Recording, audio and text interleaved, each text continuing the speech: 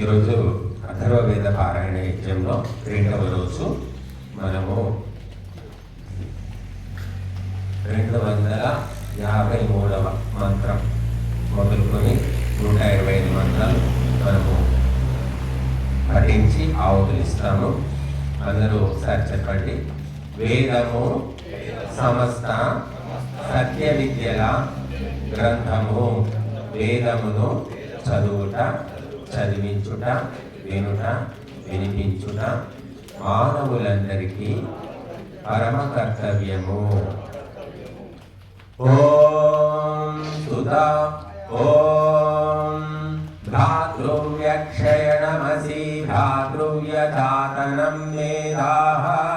స్వాహా. ఓం సపత్నాక్షయణమసి సపత్నచాతనం మేధాః స్వాహా. ఓం అరాయక్షయణమసి అరాయచాతనం మేధాః స్వాహా. ఓం పిశాచక్షయణమసి పిశాచచాతనం మేధాః స్వాహా. ఓం సదాన్వాక్షయణమసి సదాన్వాచాతనం మేధాః స్వాహా. ఓం అగ్నేయత్తే తపస్సేన తం ప్రతి తపయోస్మాద్వేష్టియం వయం విష్మః స్వాహా. ఓం అగ్నేయత్తే హరస్తేన తం ప్రతి హరాయోస్మాద్వేష్టియం వయం విష్మః స్వాహా. ఓం అగ్నేయత్తే జిస్తేన తం ప్రత్యర్చయోస్మాద్వేష్టియం వయం విష్మః స్వాహా. ఓం అగ్నేయత్తే శోచిస్తేన తం ప్రతిశోచయోస్మాద్వేష్టియం వయం విష్మః స్వాహా. ఓం అగ్నేయత్తే తేజస్తేన తమతేజసం కృణోయోస్మాద్వేష్టియం వయం విష్మః స్వాహా. ఓం వాయో యత్తే తపస్తేన తం ప్రతి తపాయోస్మాద్వేష్టియం వయం విష్మః స్వాహా. ఓం వాయో యత్తే హరస్తేన తం ప్రతి హరయోస్మాద్వేష్టియం వయం విష్మః స్వాహా. ఓం వాయో యత్తే చిస్తేన తం ప్రత్యర్చయోస్మాద్వేష్టియం వయం విష్మః స్వాహా. ఓం వాయో యత్తే శోచిస్తేన తం ప్రతిశోచయోస్మాద్వేష్టియం వయం విష్మః స్వాహా. ఓం వాయో యత్తే తేజస్తేన తమతేజసం కృణోయోస్మాద్వేష్టియం వయం విష్మః స్వాహా. ఓం సూర్యాయత్తే తపస్తేన తం ప్రతి తపయోస్మాద్వేష్టియం వయం విష్మః స్వాహా. ఓం సూర్యయత్తే హరస్తేన తం ప్రతి హరయోస్మాద్వేష్టియం వయం విష్మః స్వాహా. ఓం సూర్యయత్తే చిస్తేన తం ప్రత్యర్చయోస్మాద్వేష్టియం వయం విష్మః స్వాహా. ఓం సూర్యయత్తే శోచిస్తేన తం ప్రతిశోచయోస్మాద్వేష్టియం వయం విష్మః స్వాహా. ఓం సూర్యయత్తే తేజస్తేన తమతేజసం కృణుయోస్మాద్వేష్టియం వయం విష్మః స్వాహా. ఓం చంద్రయత్తే తపస్తేన తం ప్రతి తపయోస్మాద్వేష్టియం వయం విష్మః స్వాహా. ఓం చంద్రయత్తే హరస్తేన తం ప్రతి హరయోస్మాద్వేష్టియం వయం విష్మః స్వాహా. ఓం చంద్రయత్తే చిస్తేన తం ప్రత్యర్చయోస్మాద్వేష్టియం వయం విష్మః స్వాహా.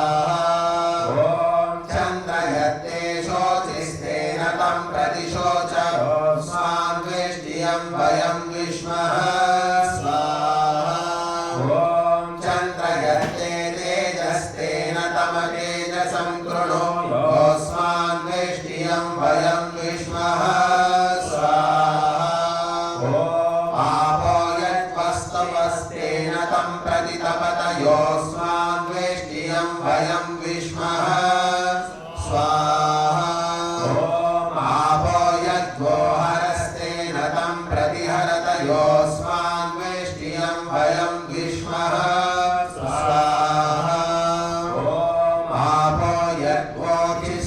तं प्रत्यर्चत योऽस्मान्वेष्टियं भयं विष्मः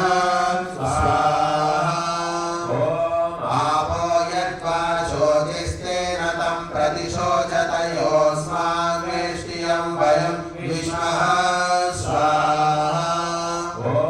आपो यत्त्वस्तेजस्तेन तमतेजसं कृणुत योऽस्मान्वेष्टियं भयं विष्मः स्वाहा शेरभकशेरभ पुनर्भोयन्तु यादवः पुनर्हेति किमीरिनः यस्यस्ततमत्तयो वा प्राहैतमत्त स्वामांसान्यत्त स्वाहा शेवृधकशेवृध पुनर्भोयन्तु यादवः पुनर्हेति किमीरिनः यस्यस्तमत्तयो वा प्राहैतमत्त स्वामांसान्यत्त स्वाहा रोगानुरोग पुनर्भोयन्तु यादवः पुनर्हेति किमीदिनः यस्यस्तमत्तयो वा प्राहैतमत्त स्वामांसान्यत्त स्वाहा सर्पानुसर्प पुनर्भोयन्तु यादवः पुनर्हेति किमीदिनः यस्यस्तमत्तयो वा प्राहैतमत्त स्वामांसान्यत्त स्वाहा ॐ जूर्नि पुनर्भोयन्तु यादवः पुनर्हेति किमीदिनिः यस्यस्तमत्तयो वा प्राहैतमत्त स्वामांसान्यत्त स्वाहा ॐ उपब्धे पुनर्भोयन्तु यादवः पुनर्हेति किमीदिनिः यस्यस्तमत्तयो वा प्राहैतमत्त स्वामांसान्यत्त स्वाहा ॐ अर्जुनी पुनर्भोयन्तु यादवः पुनर्हेति किमीदिनिः यस्यस्तमत्तयो वा प्राहैतमत्त स्वामांसान्यत्त स्वाहा ॐ भरोजी पुनर्भोयन्तु यादवः पुनर्हेति किमीदिनिः यस्यस्तमत्तयो वा प्राहैतमत्त स्वामांसान्यत्त स्वाहा ॐ शन्नो देवी पृष्टिपर्यशं निर्वृत्यागः उग्राहि कर्मजं भनीतामभक्षि सरस्वतीं स्वाहा ॐ सामानेयं प्रथमा पृष्टिपर्यजायत अयाहं दुर्नाम्ना शिरो भ्रष्टामि शकुनेरिव स्वाहा ॐ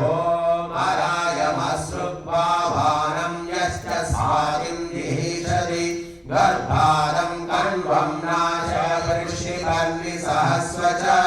स्वाहा ॐ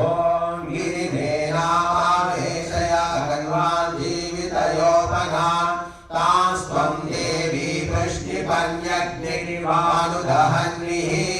स्वाहा ॐ पराजयेनान्तनुदकण्वान् जीवितयोपनान् तमासि यत्र गच्छन्ति तत्र व्याधो अजीगमो स्वाहा ॐ ये हयन्तु पशवो ये परेयुर्वायुर्येषां सहचारं जुजोष त्वष्टा येषां रूपधेया निवेदास्मिन् तां गोष्ठे सविता नियच्छतु स्वाहा ॐ इमं गोष्ठं पशवः संस्रवन्तु बृहस्पतिरानयतु प्रजानन् नयत्वाग्रमेषामाजग्मुषो अनुमते नियच्छ स्वाहा ॐ संस्रवन्तु पशवः सर्वाः समोजुषाः तं धान्यस्य यास्पाति संस्राव्येन हविषा जुहोमि स्वाहा ॐ संसिञ्चामि गवां क्षीरं समाज्येन बलं रसं संसिक्ता अस्माकं वीरा ध्रुवा गावो मयि गोपतौ स्वाहा आहरामि गवां क्षीरमहाशं धान्यं रसम् आहृता अस्माकं वीरा पत्नीरिदमस्तकौ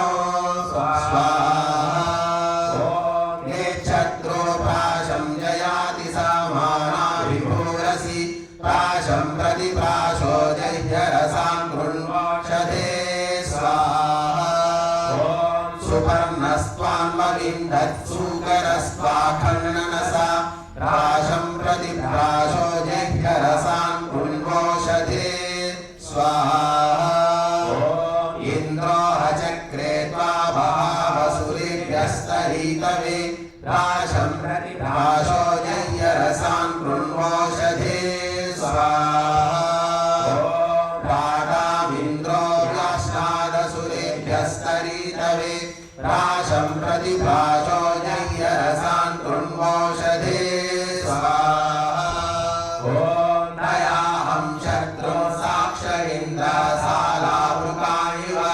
राशं प्रतिप्राशो जह्यरसान् कृण्वोषधे स्वाहा रुद्रजलाशभेषजानीलशिखण्डकर्मकृत राशं प्रतिप्राशो जह्यरसान् कृण्वोषधे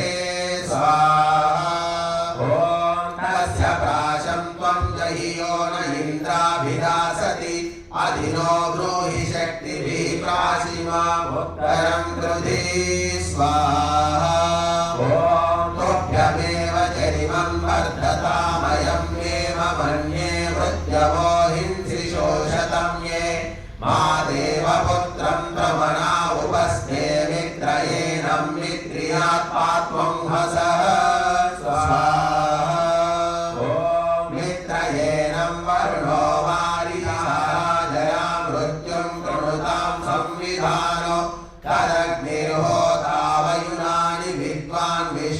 देवानां जनिमा विभक्ति स्वाहा त्वमीशिषे पशूनां पार्थिवानां ये जाता उत वा ये जनित्राः मेवं प्राणो हासिन्वो अपानो मेवं मित्रावधिशुन्वो अमित्राः स्वाहा योष्वापिता पृथिवी माता जरा मृत्युं कृणुतां संविधाने यथा जीवा अधितेरुपस्थे प्राणापानाभ्यां गुपिता शतं हिमाः स्वाहा ॐ इममग्नायुषे वर्चसे नय प्रियं प्रेतो वरुणमित्रराजन् मा देवास्मादिते शर्म यच्छ विश्वे देवा जरदष्टिर्यधास स्वाहा भगस्य तन्वो बले आयुष्यवस्मा अग्ने सूर्यो वर्च आधात् बृहस्पतिः स्वाहा ॐ आयुरस्मै देहि जातवेदः ब्राह्मष्टरधिदेह्यस्मै रायस्पोषं सवितरा सुवास्मै शतं जीवाति शरदस्तवायं स्वाहा प्रजास्त्वं दक्षं धत्तं द्रविणं सचेतसो जयं क्षेत्राणि सहसायमिन्द्रकुण्वानो अन्यानदरां सपत्नान् स्वाहा इन्द्रेण वरुणेन रश्मेण शिष्यो मरुद्भिरुग्राभैतो नागन् एष वां यावा पृथिवी उपस्थे मा क्षुधन्मातृष स्वाहा धत्तं पयो अस्मै पयस्पति धत्तं ऊर्जमस्मै द्यावा पृथिवी आधातां विश्वे देवा मरुत ऊर्जमापः स्वाहा ॐ शिवा विश्वे हृदयं तर्पयाम्यामि होमोदिशिष्टाः सुवच्चाः सवासिनो पिबतामन्तमेतमश्विनो रूपं परिधाय माया संसृजे विद्वो अग्रवूढां स्वधामधरां सातयेषा तया त्वं जीव शरदा सुवच्चा माता शुश्रोद्भिषजस्ते अक्रन् स्वाहा यदेहं भूम्यादितृणं पादो मधायति ये वामध्रामि ते मनो यथा मां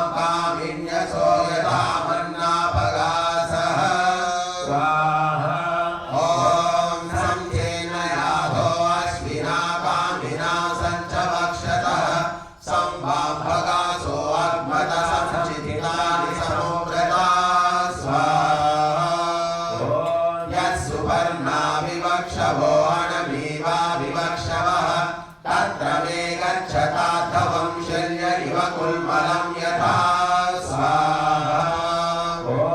यदन्तरं तद्बाह्यं यद्बाह्यं तदन्तरं कन्यानां विश्वरूपाणां मनोगृहायौषधे स्वाहा कामाजनिकामोहमागमम् आश्वाकनिग्रदत्यथा भगेनाहसहागमं स्वाहा इन्द्रस्य यामहि दृशक्रिमेर्विश्वस्य तर्हणे तयाभिरश्मिसं कृमिदृशता खल्वा इव स्वाहा दृष्टमदृष्टमद्रुहमतो गुरुर्मद्रुहम् अल्गण्डोन् सर्वाञ्चलुनान् कृमीं वचसा जम्भयामसि स्वाहा अल्गण्डोन् हन्मि महता वदेन दूना अदूना अरसा अभूवन् शिष्टानशिष्टानि तिरामि वाचा यथा वीराग्रगिरुच्छिषातये स्वाहा अन्वान्त्रयमीक्षण्यमतो वाष्णेयं कृमि अवस्कवं यद्वरं कृमि वचसा जम्भयामसि स्वाहा ये कृमया पर्वतेषु वनेषोषधीषु पशुष्वस्वन्तः ये अस्माकं तन्ममाविविषुः सर्वं तद्धन्मि जनिमः कृमीणां स्वाहा उद्यन्नादित्याकृमीन्हन्तु निम्रोजन्हन्तु रश्मिभिः ये अन्ताकृमयो गवीः स्वाहा विश्वरूपं चतुरक्षं कृमिं सारङ्गमर्जुनं शृणाम्यस्य वृष्टिरपि पृच्छामि यच्छिरः स्वाहा अत्रिवद्वा कृमयो हन्वितन्ववज्रमदग्निवत् आगस्तस्य ब्रह्मणा सम्पिनश्महं कृमीं स्वाहा हतो राजा कृमीरामुदैषां स्तपतिर्हतः हतो हत माता कृमिर्हत भ्राता हतस्वसा स्वाहा हतासो अस्य वेषसो हतासा परिवेशसः अधो ये क्षुल्लका इव सर्वे ते कृमयो हताः स्वाहा प्रतिशृणामि शुगे आभ्रामि रुदायसि भिनद्मिते कुशुम्भं यस्ते विषधानः स्वाहा अक्षीभ्यां ते नासिकाभ्यां कर्णाभ्यां शुभपादधि यक्ष्मं शीर्षण्यम् अस्ति जिह्वाया विबृहामि ते स्वाहा ग्रीवाभ्यस्तमुष्णिहाभ्यः ईदृशाभ्यो अनुज्ञात् यक्ष्मं दोषण्यमांसाभ्यां बहुभ्यां विबृहामि ते स्वाहा हृदयाद्ते परिक्लोमो हरीक्ष्णात् पार्श्वाभ्यां यक्ष्मं मतस्नाभ्यां प्राप्नो यक्तस्ते विबृहामसि स्वाहा आत्रेभ्यस्ते गुदाभ्यो वनिष्ठो रुदरादधि यक्ष्मं कुक्षिभ्यां पाशेनाभ्या विबृहामि ते स्वाहा ऊरुभ्यां ते अष्टिवभ्यां पाशनिभ्यां प्रपदाभ्यां यक्ष्मं भसद्यं श्रोणिभ्यां भासदं भंससो विबृहामि ते स्वाहा अस्तिभ्यस्ते मज्जभ्यस्तावभ्यो धमनिभ्यः यक्ष्मं पाणिभ्यामङ्गुलिभ्यो नखेभ्यो विबृहामि ते स्वाहा अङ्गे अङ्गे लोमि लोमि यस्ते पर्वणि पर्वणि यक्ष्मं त्वचस्यं देवयं कश्यपस्य विभर्गेण विश्वं च विबृहामसि स्वाहा ॐ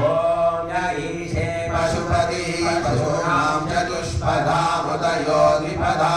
निष्क्रीता स यज्ञियं भागमेतुराय स्वोषा यजमानं सचन्तां स्वाहा प्रमुञ्चन्तो भुवनस्य रेतो गातुं दत्त यजमानाय देवाः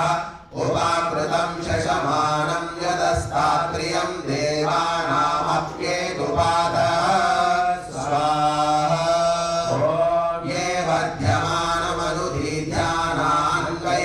मनसा चक्षुषा च आत्मीष्टानग्ने प्रमुमोक्तो देवो विश्वकर्मा प्रजया सम्भराणः स्वाहा ये ग्राम्याः पशवो विश्वरूपा विरूपाः तो बहुदैकरूपाः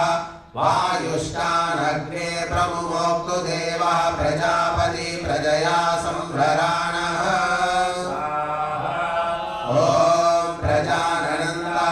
गृह्णन्तु पूरे प्राणमङ्गेभ्यः पर्याचरन्तम् दिवं गच्छ प्रतिष्ठा शरीरैः स्वर्गं याहि पतिभिर्देवयानैः ॐ यो रक्षयन्तो न वसून्यान् मृत्युर्यानग्नयो अन्वतप्यन्तदिष्ण्याः या तेषामभया दुरिष्टिः स्विष्टिन्वस्ता गुणवद्विश्वकर्मा ॐ यज्ञपतिमृषय येन साहुर्निर्रक्षप्तं प्रजा अनुतप्यमानं माधव्यास्तोकानपयान् राधसं नष्टेभिः सृजतु विश्वकर्मा स्वाहा ॐ अधान्यात् सोमपान्मन्यमानो यज्ञस्य विद्वान् समयेन धीरः येदेनश्चक्रुवाद्धये तं विश्वकर्मन् प्रमुञ्चा स्वस्तये स्वाहा घोरारुषये नमो अस्तेभ्यश्चक्षुर्यदेषां मनसश्च सत्यं बृहस्पतये महिषाजुमन्नमो विश्वकर्मन्नमस्ते पाह्यस्मान् स्वाहा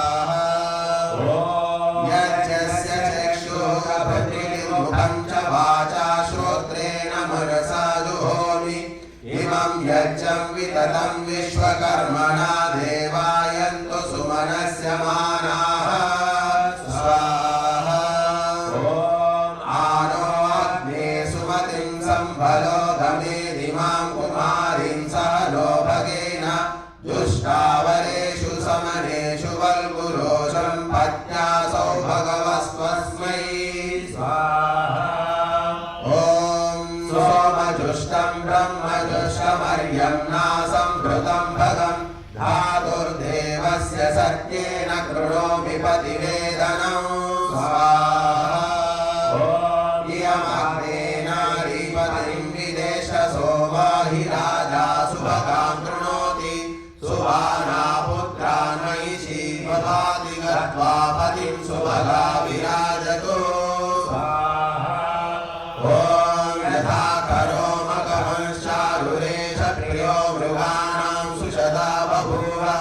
एवा भगस्य दुष्येयमस्तु नारी सम्प्रिया पत्या विराधयन्ति स्वाहा भगस्य नावमारोहा पूर्णामनुपदस्वती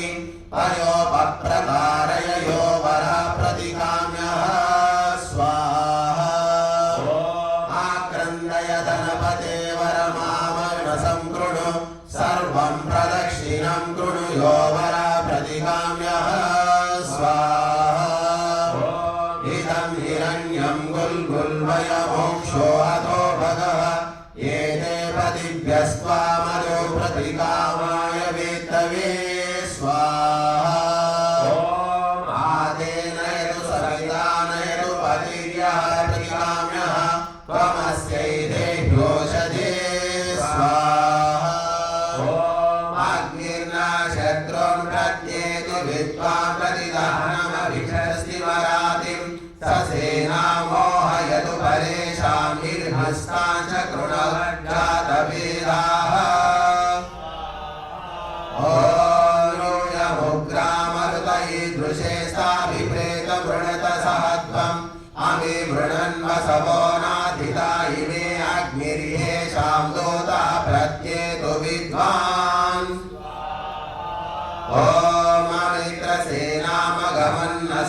शत्रूयतीमभि युवं तानिन्द्रवृत्रहन्नग्निश्च दहतं प्रति स्वाहा प्रसूत इन्द्रप्रवता हरिभ्यां प्रति वज्र प्रमृण्णनेतु शत्रून् जय प्रतीचो अनुजः पराजो विश्वः सत्यं गृणी चित्तमेषां स्वाहा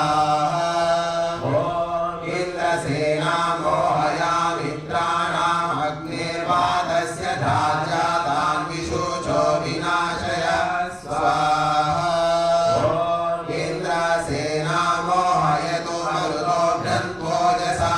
चक्षुषग्निराधत्ता पुनरेतु पराजिता स्वाहा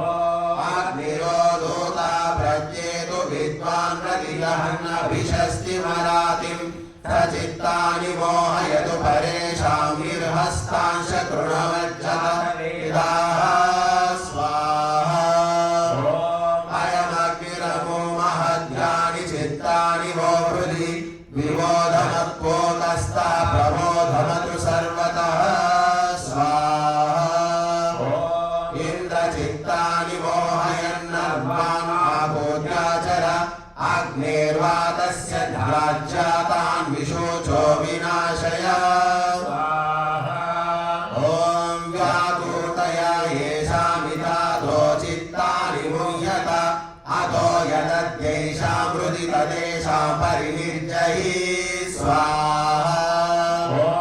मनीषां चित्तानि प्रतिमोहयन्ति गृहाणाद्रम्यप्रेपरेहि अभिप्रेहि निर्दः हृत्सो शोकैर्ग्राह्या मित्रांस्तमसा विद्यशत्रून् स्वाहा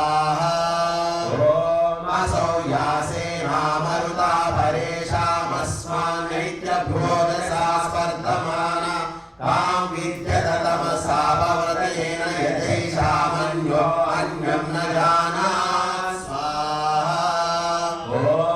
अधिकरस्वसा इह भवदग्ने व्यचस्वरोदसे उरुचि